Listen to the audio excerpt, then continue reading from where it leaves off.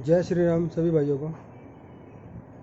भाइयों, एक बात होती है कि जिस चीज़ की बराबरी नहीं कर पाते लोग उसकी बदनामी शुरू कर देते हैं। तो अभी राम मंदिर का ही 2 दिन से आप सब देख रहे होंगे कि कैसे कुछ झूठे मक्कार लोग एक भ्रम फैलाना चाहते हैं, क्योंकि राम नाम से हिंदू एक होता जा रहा है, जुड़ रहा है। तो ये सब चीज़ें उन गद्दारों की आंखों में खटक रही है। तो उसी के लिए आज ये लाइव वीडियो है कि कैसे एक झूठा प्रपंच फैलाया गया है कि 2 करोड़ की ज़मीन 10 मिनट में 18.5 करोड़। तो अब एक छोटे से मतलब नॉर्मल आदमी भी एक ये बात समझ सकता है कि कोई भी इतना बड़ा ट्रस्ट है या इतना अगर कोई धोखाधड़ी करेगा तो वो क्या ऐसी बेवकूफ़ी करेगा क्या कि ऐसे इतनी सी आम बातों का ध्यान नहीं रखेगा कि ऐसे 10 मिनट में कुछ कागजी कार्रवाई करेगा और इतना भी दिमाग नहीं लगाएगा कि कोई इसको पकड़ ले। तो झूठे लोगों को ना बहुत जल्दी होती है झूठ फैलाने की, इसलिए वो छोटी छोटी बातें भी भूल जाते हैं, जिससे उनका झूठ बहुत जल्दी पकड़ा जाता है। तो वैसे चलो थोड़ी सी आप जानकारी आपको ये बता दूं कि हो सकता है आप सब लोगों को पता भी हो ज़्यादातर को, क्योंकि न्यूज़ में काफ़ी चल रहा है ये मुद्दा। तो जो ये ज़मीन की बात कर रहे हैं, राम मंदिर ट्रस्ट ने जो ज़मीन खरीदी है, इसका 2011 से एक एग्रीमेंट था। 2011 से किससे एग्रीमेंट हुआ था? ये जो सुल्तान अंसारी नाम का है, इसके पिताजी थे इरफान अंसारी, उनसे ये एग्रीमेंट हुआ था उस वक्त 2 करोड़ में कि ये ज़मीन हम खरीदेंगे। पर वो कागजी कार्रवाई तब क्यों नहीं हो पाई थी? क्योंकि जो सुन्नी वक्फ बोर्ड है वो उस ज़मीन पर अपना हक जता रहा था, और जो इरफान अंसारी है, जो सुल्तान अंसारी के पिताजी हैं, वो अपना हक जमा रहे थे। तो कोर्ट में केस चल रहा था। तो अब ये जो ज़मीन लगती है मंदिर के पास का जो ज़मीन है, उसे लगती हुई ज़मीन थी, तो ट्रस्ट को तो वो ज़मीन चाहिए, क्योंकि ट्रस्ट को अपना मंदिर भव्य बनाना है, बड़ा बनाना है। तो और ज़मीन की लेने के लिए जो कार्रवाई थी वो पहले से इसकी तैयारी कर रहे थे। क्योंकि उस ज़मीन पर मुकदमा चल रहा था तो कागजी कार्रवाई तो मुकदमे से पहले हो नहीं सकती।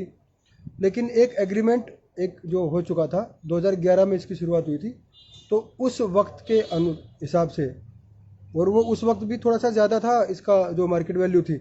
लेकिन एक विवाद जब हो जाता है किसी चीज़ पर, तो कुछ औने पौने दांव पर आदमी कोशिश करता है बेचकर इसको अपना पीछे छुड़ा ले। तो वो उस समय 2 करोड़ में एग्रीमेंट हुआ था। 1 करोड़ 99 लाख कुछ था, तो उसको आप एक राउंड फिगर में 2 करोड़ समझ लीजिए। तो उसके बाद वो केस तो लंबा खिंचता है इन चीज़ों में। तो 2015, 17, 19 में भी वो बार बार एग्रीमेंट हुए हैं, जो कि आज न्यूज़ में भी दिखाए, कई जगह दिखाए। तो उसके बाद जब अयोध्या मंदिर का फैसला आ गया, तो अब जब मंदिर जब कहीं बनता है तो वहाँ की प्रॉपर्टी की वैल्यू बढ़ जाती है। मस्जिद थोड़ी है कि प्रॉपर्टी की वैल्यू गिर जाएगी।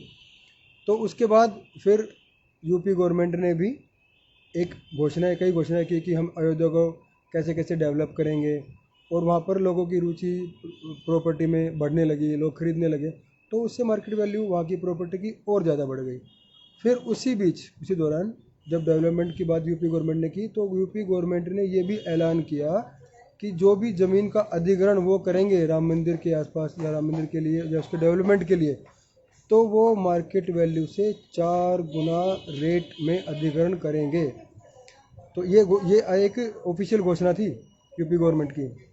तो उसी के रिगार्डिंग अभी जो ये एग्रीमेंट दिखा रहे हैं, कुछ टिकट ब्लैक या कुछ इटली से आए हुए लोग, ये जो भ्रम फैला रहे हैं, अब वो एक एग्रीमेंट दिखा रहे हैं। उसमें जो उस ज़मीन की कीमत अभी के सर्कल रेट से 5 करोड़ 87 लाख के आसपास दिखाई गई है। तो अभी की मार्केट वैल्यू उससे अगर हम कैलकुलेट करेंगे तो 23-24 करोड़ रुपये बैठती है यूपी सरकार की घोषणा के अनुसार भी। और वो ज़मीन का अभी सौदा हुआ है 18.5 करोड़ में। तो उस हिसाब से भी सोच के देखिए। और जब एग्रीमेंट 2011 में हुआ था 2 करोड़ का, तो और उसके बाद डेवलपमेंट हुआ, टाइम बदला, इन्फ्लेशन बढ़ी, 10 साल लगभग का समय हो गया, फिर ऐसा राम मंदिर की एक घोषणा हो गई, वहाँ की प्रॉपर्टी की वैल्यू इतनी बढ़ गई। तो अब 2 करोड़ में वो ज़मीन कैसे मिलेगी?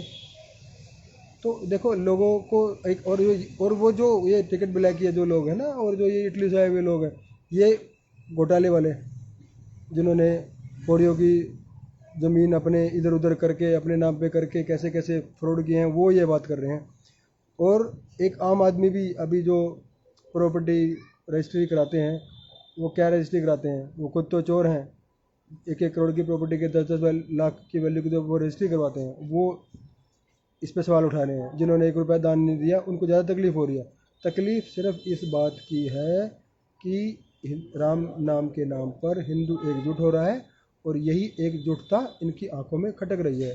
तो किसी न किसी प्रकार भ्रम फैला के तो ये भावना धार्मिक संस्कृति के लिए हमारी भावना उत्पन्न हुई है, इसको वो तोड़ना चाहते हैं। तो ये तो आज सभी को अभी पता लग ही चुका है कि 2011 से ये सिलसिला शुरू हुआ था, तब एग्रीमेंट हुआ था। उसके बाद केस चल रहा था, कुछ इरफान अंसारी जो मालिकाना हक रख रहे थे प्रॉपर्टी का, उनका सुन्नी वक्फ बोर्ड से आपस में लड़ रहे थे, वो उनका केस चल रहा था। वो केस होते होते अभी 2019 में उसका फैसला आया, 2020 में। तो उसके बाद मार्केट वैल्यू बढ़ गई, वहाँ पर डेवलपमेंट हो गया, 10 साल लग गए, तो मार्केट वैल्यू बढ़ेगी, सबको पता है। तो भैया इनके भ्रम में नहीं आना है, इनका काम है भ्रम फैलाना। हमारे जो संत जो लगे हुए हैं, हमारे जो संगठन लगे हुए हैं इस कार्य में, राम मंदिर 500 साल में बन रहा है, इतना भव्य बन रहा है, एक अलग से छटा बनेगी उसकी, कितना डेवलपमेंट होगा, दूर दूर से विदेशी से लोग आएंगे, पूरी अयोध्या की कायाकल्प बदल जाएगा। तो ये सब इनकी नफ़रत है जो ये षड्यंत्रों के रूप में बाहर आ रही है। तो इनके नफ़रत में, इनके षड्यंत्रों में नहीं फंसना है, और हमें अपने मंदिर प्रबंधन पर, अपनी भावनाओं पर, और हमारे जो तीर्थ के जो ट्रस्ट के जो कार्यकारिणी की जो सदस्य हैं जो कार्य कर रहे हैं, उनको पूरा विश्वास है। तो हम कि इनके भ्रम में नहीं फैलेंगे, और सभी भाइयों से अनुरोध है कि इस भ्रम जाल में इनके नहीं पड़ना है, और अपनी भावना, अपनी देशभक्ति और अपने राम मंदिर की प्रति आस्था हमें और ऊंची करनी है।